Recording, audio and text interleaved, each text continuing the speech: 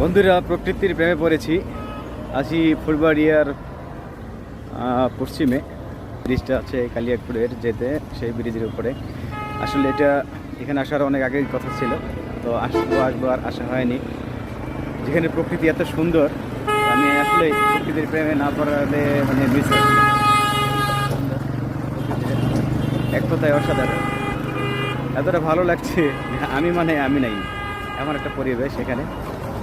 তো এই যে কালো মেঘাচ্ছন্ন পরিবেশে প্রকৃতি এত সুন্দর সাজিয়ে সেজেছে,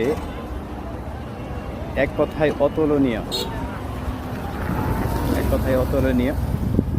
তো আসলেই এখানে এই ব্রিজে আসার অনেক আগে থেকে প্ল্যান ছিল, আসতে পারিনি। তো আজকে হঠাৎ ফুলবাড়ি আসলাম, তাই এসেছি। তো দেখতে অত্যন্ত ভালো লাগছে, রোমাঞ্চকর পরিবেশ একটা।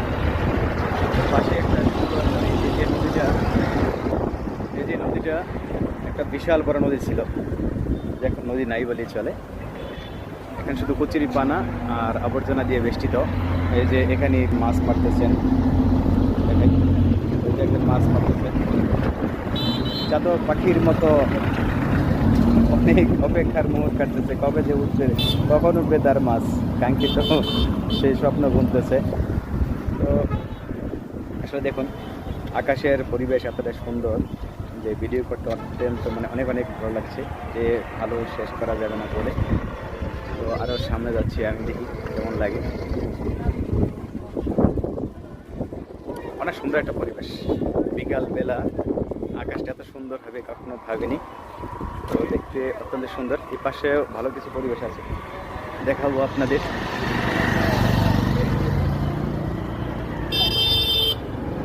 এই যে এখানে একটু মিনি পার্ক আর কি, দেখতে পার্কের মতন।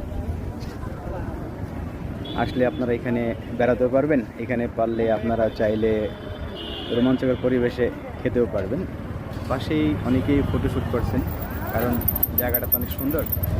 অনেক ব্লগার আছেন এখানে, অনেকে ফটো তুলছেন। এই যে অনেকেই চাতক পাখির মতো বসে বসে মাছ মারতেছেন। ওয়াও, কবে উঠবে সেই কাঙ্ক্ষিত মাছ, আর তারা বসে দিয়ে অপেক্ষা করছেন।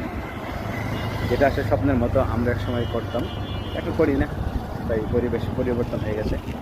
এখানে আমাদের পাশে অনেক ছোটো ছোটো ব্লগার আছেন, এখানে যে সবাই সবার মতো কাজ করতেছে। আসলে পরিবেশ অনেক সুন্দর।